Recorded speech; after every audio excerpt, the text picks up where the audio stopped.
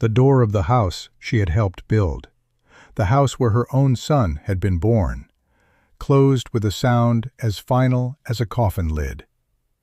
Silas, her son, did not meet her eyes. His wife, Beatrice, stood behind him, her arms crossed, her face a mask of hard resolve. It was her victory. In Ilara's calloused palm, Silas pressed a few cold coins and a folded piece of paper. The deed. "It's all we can do, Mother," he mumbled, his voice thick with a shame that was not quite strong enough to become courage. "Beatrice needs the room for the new baby. You understand." Ilara did not understand. She looked past him, at the two small figures huddled by the gate. Leo, her grandson, aged 8, stared at the ground, kicking a loose stone. His sister, 6-year-old Maya, clutched a worn cloth doll, her lower lip trembling. They were being sent away with her. They were part of the space that needed to be made. She had $27, the deed to a worthless patch of land her late husband had won in a foolish card game, and the two children, her son and his wife, had deemed an inconvenience. The land was 5 miles out of the town of Providence, a place known only as the Clay Folly. It was a steep, crumbling bank of red clay that slumped into a stony creek, good for nothing. Not for farming, not for grazing, not for building. It was a joke. The town of Providence watched her gather her things. A small, rickety handcart held everything they had left in the world. 2 scratchy wool blankets, an iron pot, a small sack of flour, a tin of salt, and her husband's old wood axe. Pity was a thick, useless coat they wrapped around her. Mr. Gable, who ran the mercantile, leaned in his doorway, polishing a jar of hard candy. "You can't take those children out there, Ilara," he said, his tone less concerned than scolding. "The first frost is a week away, maybe 2. The poorhouse has a warm stove. It's no shame." "There is shame in it for me," Ilara said, her voice quiet but steady as rock. She looked at Leo and Maya, their small faces pale with confusion and fear. Their shame was not an option. She pushed the $27 across Mr. Gable's polished counter. "I need a good shovel, a pickaxe, 50 feet of rope, and a sack of nails," she said. "And whatever dried beans and cornmeal the rest will buy." Mr. Gable sighed, the sound of a man confirming his own grim predictions. He measured out the goods with slow, deliberate movements. The townspeople who had gathered to watch murmured amongst themselves. They saw a foolish, stubborn old woman leading 2 innocents to their doom. They saw a tragedy in the making. Ilara saw the only path she had left. She loaded the new tools onto the cart, their weight settling the flimsy wheels into the dust. She gave Leo the rope to carry and took Maya's small hand in her own. Without a backward glance at the town or the son who had cast her out, she turned the cart toward the wilderness and began to walk. The weight of the tools, the cart, and the future felt like a physical yoke across her shoulders, but she did not bend. She simply pulled. The journey was 5 miles of unforgiving ruts and stones. The wheels of the handcart caught on every rock, and the weight of it strained the old muscles in her back and arms until they screamed a dull, fiery protest. Leo walked silently, his face set in a miniature mask of his grandfather's stoicism. But Maya began to weep after the first mile, her small legs aching. Ilara lifted her onto the cart, adding the child's weight to the impossible load. The landscape grew wilder, the scattered homesteads giving way to tangled woods and rising hills. The air grew colder as the sun dipped lower, and the shadows of the pines stretched across the road like long, skeletal fingers. They were utterly alone. The world had shrunk to the 3 of them and the squealing complaint of the cart's axles. They arrived as dusk was bleeding the color from the sky. The Clay Folly was worse than she remembered. It was a raw wound in the earth, a great weeping bank of red-orange clay that rose 30 feet high, scarred by rain and wind. At its base, a shallow, rock-choked creek gurgled, its water the color of rust. There were no mature trees nearby, only scrub brush and a few skeletal aspens. It was a desolate, barren place. It was hopeless. Leo dropped the rope and stared, his boyish bravado finally cracking. "Grandma? This is it?" Maya, still on the cart, began to cry again. A thin, exhausted sound that cut through the quiet evening air. Elara looked at the crumbling wall of clay, then at the darkening sky, and felt a cold dread seep into her bones, far colder than the evening air. The town was right. Mr. Gable was right. She had brought them here to die. Her knees felt weak, and for a long, terrible moment, she leaned against the cart, the rough wood pressing into her side, and simply closed her eyes. The weight of her failure was immense, a physical presence that threatened to crush her. It was a flicker of movement that saved her. A small rabbit, startled from its hiding place, darted into a dark fissure near the base of the clay bank and vanished. She watched it, her mind numb. Then another sensation registered, faint but undeniable. A whisper of air touching her cheek. She straightened up, her exhaustion momentarily forgotten. She walked toward the fissure, a narrow crack in the clay no wider than her shoulders. She held her hand up to the opening. The air that flowed out was not cold. It was warm. A steady, gentle current of air, warmer than the surrounding twilight, smelling of deep earth and stone. It was a geothermal vent, a secret breath from the planet's core. She pressed her palm flat against the clay wall beside the crack. It was cool to the touch, but not the biting, damp cold she expected. It held a neutral, latent energy. Her gaze dropped to the ground. The clay itself. It was dense, pure, perfect for bricks, for adobe, for mortar. A few feet away, a patch of ferns grew impossibly green against the red dirt. She knelt and pushed her fingers into the soil. Damp. A seep. Clean water, filtering right out of the hillside. The despair did not vanish, but it shifted. It made room for something else, something hard and fierce. A plan. It was a desperate, back-breaking plan that would demand more than she had ever given in her life. But it was not hopeless. The clay folly had a secret. This worthless place, this joke of a deed, held the three things they needed to survive: shelter, warmth, and water. She turned to the children, her face grim, but her eyes alive with a new light. "Leo," she said, her voice raspy but firm, "fetch the shovel. Maya, my love, you will gather stones from the creek, the biggest ones you can carry." The work had already begun. The first day, she did not try to build. She dug. She attacked the base of the clay bank with the pickaxe, the shock of each blow traveling up the handle and into the bones of her arms. She was carving out a space, widening the fissure where the warm air breathed. The clay was stubborn, dense, and heavy. Every shovelful was a monumental effort. By nightfall, she had cleared a space barely large enough for the three of them to lie down in, sheltered from the wind. They ate cold cornmeal mixed with water and huddled together under the wool blankets, the cart pulled up to block the entrance. The earth beneath them was not frozen, and the faint warmth from the vent kept the worst of the night's chill at bay.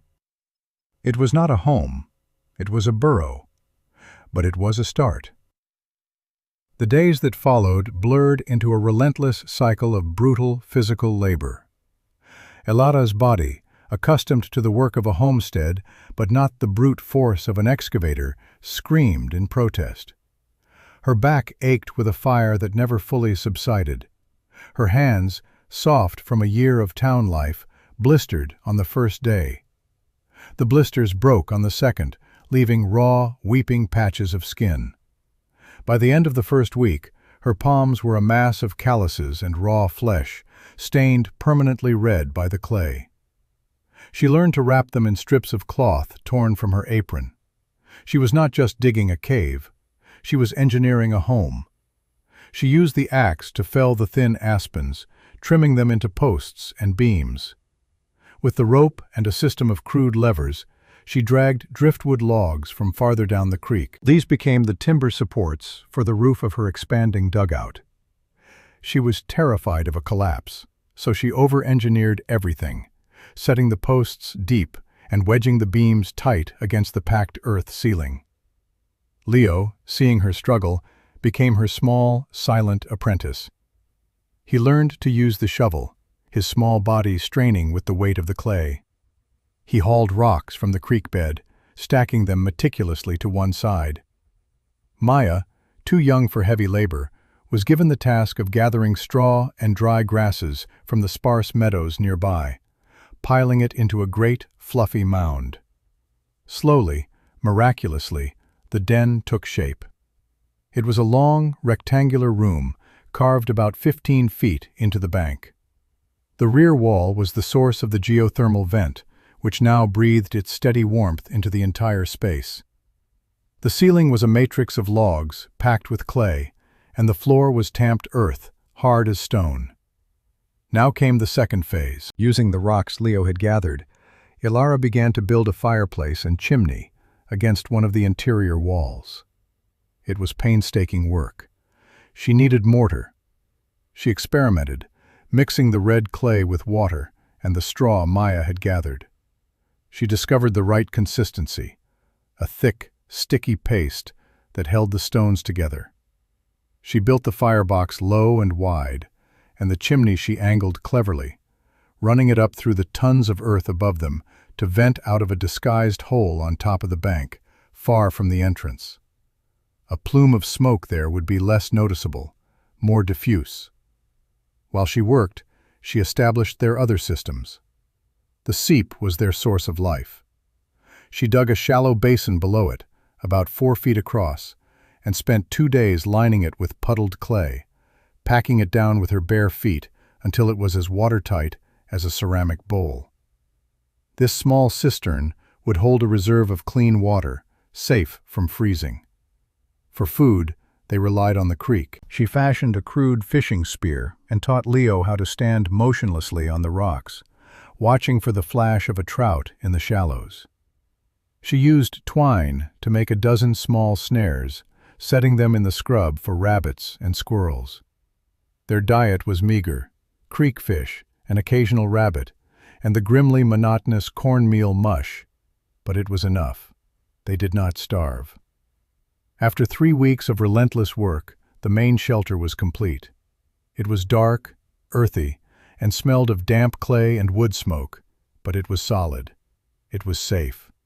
The warmth from the vent circulated through the space, creating a stable, cool temperature that never dropped to freezing. The first night she lit a fire in the new hearth. The 3 of them sat watching the flames, the flickering light dancing on the log ceiling and the raw clay walls. For the first time since they had left Providence, Maya smiled. But Ilara knew this was not enough. They needed more than survival. They needed a way to last the winter. They needed a sustainable source of food, and for that, she had to return to town. Her arrival in Providence created a stir. She was thinner, her face weathered and browned by the wind, her hands scarred. The red clay dust seemed to have become part of her, ingrained in the lines of her skin and the fabric of her dress. She walked into Gable's mercantile, her back straight, and ignored the sudden silence, the whispers, the stares. Mr. Gable looked her over, a flicker of surprise in his eyes that was quickly replaced by his customary smirk. "Well, look what the creek washed up," he said, loud enough for the whole store to hear. "Still playing in the mud, Ilara? Or have you come to your senses about the poorhouse?" "I have $4 left," she said, her voice even. "I need 2 breeding rabbits and 2 laying hens, if you have them." The store erupted in muffled laughter.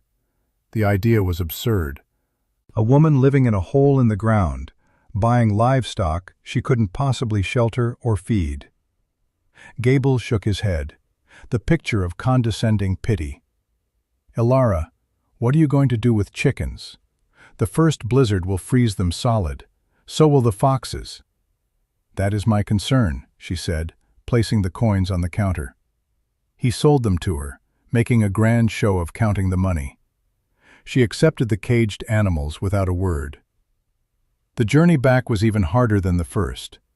She carried the chicken cage, and Leo herded the 2 rabbits, which seemed determined to bolt at every opportunity. The image was as pathetic as the town had imagined. The old woman, the 2 children, and their handful of livestock, marching back to their hovel. They were the Folly family, living in the widow's hole. The nicknames had already taken root. Back at the den, she immediately put her plan into action. She spent another week digging a second, smaller chamber adjoining the main one, connected by a low, narrow tunnel. This would be their winter barn. The residual warmth from the main room and the insulating earth would keep the animals from freezing. She built a small, secure hutch for the rabbits and a roost for the chickens. It was a self-contained ecosystem. The animal waste would be used to fertilize the project that was her greatest gamble. In the warmest part of the den, directly in the path of the geothermal vent, she built a long, shallow trough of wood and lined it with clay. She filled it with the best soil she could find near the creek bed, mixed with rabbit manure. Here, in the dim, constant warmth, she planted the few seeds she had managed to salvage: hardy greens, carrots, and potatoes. A subterranean garden, an impossible patch of green in the dead of winter. As the days shortened and the air grew sharp with the promise of snow, a new member joined their small family. A scrawny, half-wild dog, with ribs showing and one ear torn, appeared at the edge of their camp, drawn by the smell of a roasting fish. It was wary, but hunger won out over fear. Elara left out scraps of food. The dog ate them and stayed. It never came fully inside, preferring to sleep curled up in the shelter of the den's entrance. But its low growl at snapping twigs in the night was a profound comfort. Leo named him Shadow. He was their guardian. The community of Providence settled in for the winter, confident in their log homes and their well-stocked larders. The story of Elara and her grandchildren became a cautionary tale told by the fire, a piece of local folklore. The Clay Witch of Folly Creek, some of the children called her. Mr. Gable would tell his customers about her foolish purchase of the chickens, shaking his head in mock sadness. "A tragic case," he'd say. "Pride is a terrible thing. They won't last till the new year." He even rode out once, in late autumn, reining his horse in at the edge of the creek to get a look at her fortress. He saw the crude, clay-mortared facade she'd built around the entrance, the wisp of smoke curling from the hidden chimney. He saw the children gathering firewood. He shouted across the creek, his voice dripping with false concern. "Elara, there's a winter storm coming. It's not too late to admit you were wrong." She was banking the entrance with a final layer of adobe bricks she had made and dried in the weak autumn sun. She did not look up. She did not answer. She simply placed another brick. His laughter echoed in the cold air as he rode away. Then the snows began. Life in the clay den shrank to a series of quiet, essential rhythms. Each morning began with the fire. Elara would add wood, her movements economical and practiced. Then came the animals, feeding them their meager rations, collecting the precious gift of an egg. Tending the garden box was a daily ritual, inspecting the pale green shoots that pushed their way toward the lantern light. The world outside vanished under a blanket of white, but inside their earthen shell there was warmth, the soft clucking of hens, the smell of stew, and the low murmur of Elara telling the children stories of their grandfather. They were completely isolated, yet they were not helpless. They were the sovereigns of their small, warm, underground kingdom. The constant, gentle heat from the earth was the foundation of it all. It kept the water in their cistern from icing over. It nurtured their hidden garden. It kept the breath in their bodies from turning to frost. The first real test came not from cold, but from water. A week of unseasonably warm weather in January sent a torrent of meltwater down the creek. The water rose with terrifying speed, threatening to flood their den. But Ilara had anticipated this. The drainage ditches she had dug around the entrance, which had seemed like pointless labor at the time, channeled the worst of the water away. A small amount seeped under the door, but their raised living platform kept them dry. The system held. The second test was a pack of hungry coyotes, drawn by the scent of the chickens. They circled the den one night, their yips and howls echoing in the frozen dark. The children were terrified. But the sturdy door, built from driftwood planks, held fast.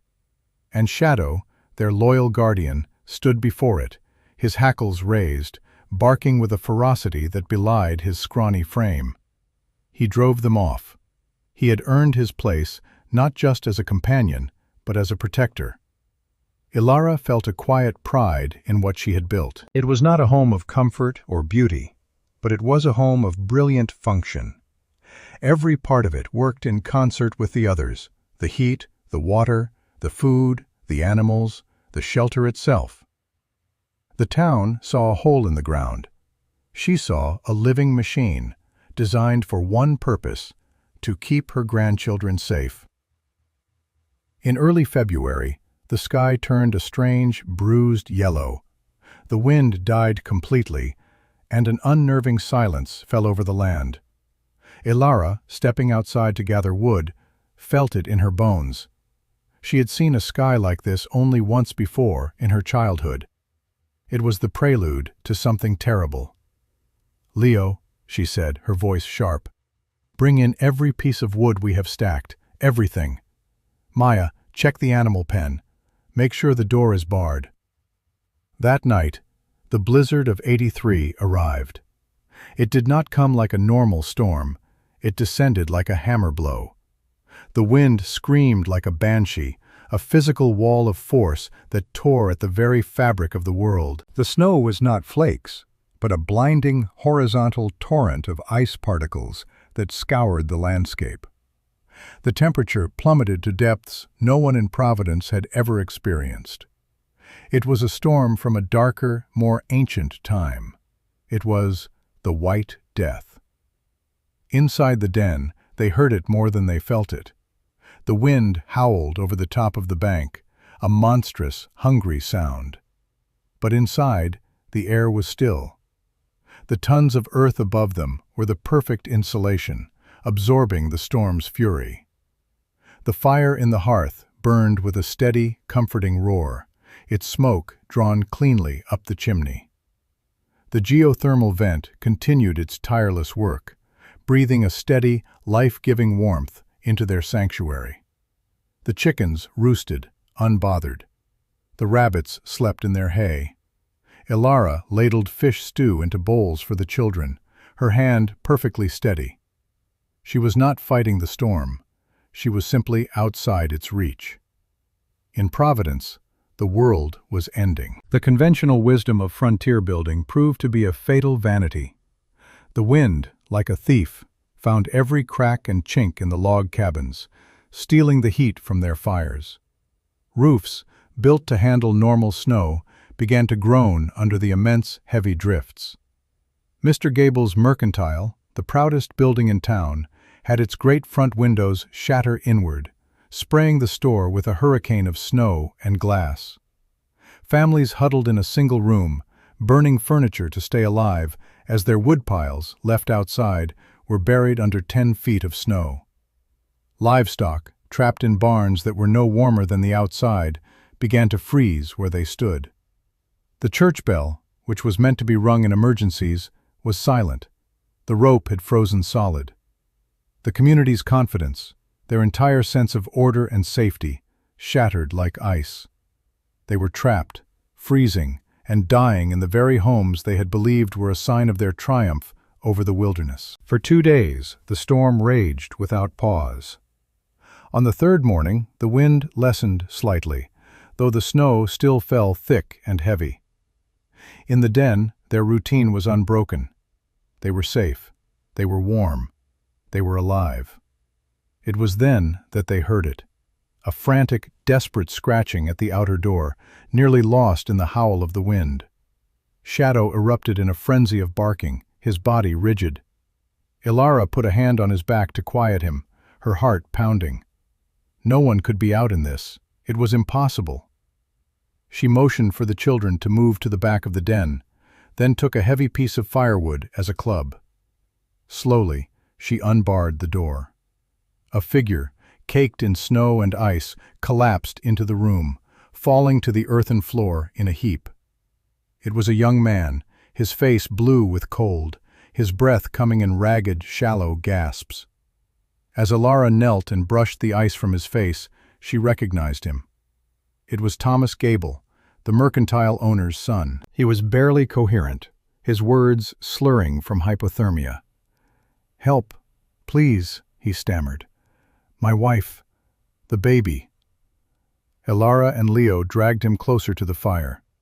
Ilara forced hot broth between his frozen lips, while Leo rubbed the man's hands and feet, trying to restore circulation. The story came out in broken pieces. His wife, Sarah, had gone into labor the night the blizzard hit. Their cabin was now as cold as a tomb. Their firewood was gone. The baby had been born into a freezing room, and Sarah was weak, fading. Thomas had set out in a desperate, suicidal attempt to find help, trying to reach the doctor's house. He had gotten lost in the whiteout, wandering for hours until he stumbled into the creek bed. He said he had been following the faintest smell of wood smoke on the wind, a scent he thought he was imagining, a ghost. Ilara looked at the young man, the son of the man who had mocked her, who had laughed at her, who had pronounced her and her grandchildren doomed. She looked at her own stores, the carefully stacked firewood, the preserved food, the warmth she had clawed from this worthless clay. Sharing it meant risking their own survival if the storm continued for another week. It meant depleting the resources that stood between her grandchildren and death. For a brief second, she remembered the sound of Mr. Gable's laughter echoing across the creek. The choice was not a choice at all. It was a duty. She was a grandmother. There was a new baby, cold and dying. The sins of the father were not the son's, and certainly not the grandchild's. "Leo," she said, her voice calm and commanding, "load the small sled, firewood, the driest pieces, and 4 of the smoked fish. Maya, fetch the extra blankets." She worked quickly, her movements efficient. She wrapped heated rocks from the hearth in old cloths, creating makeshift warmers. She packed a jar of broth and a small pouch of medicinal herbs. While she worked, Thomas Gable could only stare, his eyes wide with disbelief at the scene around him. He saw the healthy animals in their pen, the impossible green plants growing in the trough, the neat stacks of supplies. He was in a cave, a mud hole, yet it was the most secure and well-provisioned place he had ever seen. When the sled was loaded, Ilara bundled herself in every layer she owned. She would guide him back. "The creek is your only guide," she told him. "Keep the bank to your right. Do not leave it, no matter what." She tied a rope around her own waist and handed the other end to him. "If you fall, I can pull you." The journey was a nightmare. The wind tore at them, and the snow was so deep it was like wading through sand. But Ilara knew the land, even blinded by the storm. She could feel the shape of the creek bed through the soles of her boots. She was the rescuer, the provider, the one venturing out from her fortress of warmth to save the citizens of the town that had scorned her. She was the clay witch, and she was their only hope. After the storm finally broke, a full day later, a small party of men from Providence set out, led by Mr. Gable. They were following the tracks his son had left, praying for a miracle. They were gaunt, frostbitten, and hollow-eyed, their faces a mixture of fear and grim determination. They found Thomas's cabin, where a fire now blazed, and his wife and newborn child were alive, wrapped in blankets they did not recognize. Thomas told them where the supplies had come from. He pointed them toward the creek. Mr. Gable and the others trudged on, their minds struggling to comprehend what they had been told. They arrived at the clay folly and saw the unassuming facade, the sturdy door. They expected to find a frozen tomb, to uncover the tragic, predictable end to Alara's story. Gable himself, his heart heavy with a complex guilt, pushed the door open. The wave of warmth that hit them was a physical shock. They stepped from a world of white, frozen death into a scene of impossible life. Their eyes, accustomed to the blinding snow, took a moment to adjust to the dim, golden light of the fire and lanterns. What they saw stunned them into silence. They saw the children, Leo and Maya, healthy and calm, playing a small game with carved pieces of wood. They saw the chickens clucking softly in their clean, warm pen. They smelled the earthy scent of the garden and the rich aroma of stew simmering over the fire. They saw the neat stacks of firewood, the shelves of preserved food, the cistern of clear water. They saw a world built not of logs and nails, but of earth, warmth, and an ingenuity that bordered on magic. It was not a hovel, it was an ark. Mr. Gable's gaze fell upon Alara. She was sitting by the fire, mending a tear in Leo's trousers. She looked up at them, her expression unreadable. There was no triumph in her eyes, no hint of accusation. She simply watched them, waiting. He looked at his feet, at the hard-packed earthen floor. He saw the sled they had used to bring firewood to his son, now neatly stored against a wall. The shame was a bitter taste in his mouth. His fine mercantile, his symbol of prosperity, was a wreck of broken glass and frozen goods. His home was a frigid shell. He, the pillar of the community, had failed. This woman, whom he had pitied and mocked, had succeeded on a scale he could barely fathom. He finally raised his eyes to meet hers. His voice, when it came, was hoarse and cracked. "We called you a fool, Alara," he said, the words tearing from his throat. "My God, we were the fools." One of the other men, a rancher who had lost half his herd, just shook his head, whispering, "How?" Alara's response was not a lecture on geothermal vents or the insulating properties of Earth. It was not an "I told you so." She simply gestured with the needle toward the pot over the fire. "There is stew," she said, her voice quiet. "The children from the town are hungry. Eat." Her grace was more humbling than any rebuke. It was the final, undeniable proof of her strength. It was not just in her hands that she was strong, but in her character. In that moment, the legend of the Clay Witch died, and the legacy of the Den Mother of Providence was born. In the weeks that followed the great blizzard of '83, Alara's den became the heart of the town's recovery. Families who had lost their homes found temporary shelter in her warm, dry space. She shared her food, her knowledge, her warmth, without ever asking for anything in return. The community, humbled and grateful, brought her what they could salvage: tools, cloth, salt. Mr. Gable, a changed man, personally delivered a young goat and a sack of the finest seed grain, his payment for the life of his son and grandchild. The derisive nicknames were never spoken again. People started referring to her home simply as the Den, a place of safety and wisdom. They came to her not for charity, but for advice. Men who had built cabins their whole lives now sat at her feet, asking how to read the land, how to build with the earth, how to create a shelter that worked with nature instead of fighting it. She taught them how to mix adobe, how to site a home to be sheltered from the wind, how to look for the subtle signs of groundwater. The blizzard of '83 became the line that divided the town's history into a before and an after. The after was shaped by Alara. New homes were built differently. People began digging cellars and foundations deeper, some even carving their main living quarters into the south-facing hillsides, following her example. Ilara's Way became the local term for building with sense and foresight. The town of Providence, born from a disaster that should have destroyed it, became a settlement known for its resilience and unique, earth-sheltered architecture. Her grandchildren, Leo and Maya, grew up not as the pitied Folly children, but as the respected heirs to a living legend. They learned her skills, her quiet strength, her deep understanding of the land. They were never ashamed of their earthen home. It was a place of honor, a testament to the grandmother who had refused to be broken. Years later, Ilara, now a very old woman, sat on a carved wooden bench at the entrance to her den. The clay facade was now covered in climbing roses, and the creek bank was terraced with lush gardens.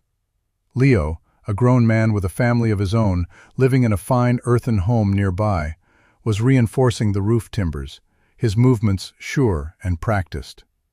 Maya was inside, teaching her own daughter how to tend the subterranean garden, which still flourished in the steady, gentle warmth. Ilara looked out over the valley, at the town of Providence nestled in the distance. She saw the smoke rising from chimneys that were built to her design. She saw the sturdy, low-profile homes that hugged the hillsides. She had been given nothing but a pile of worthless dirt and the two people she loved most.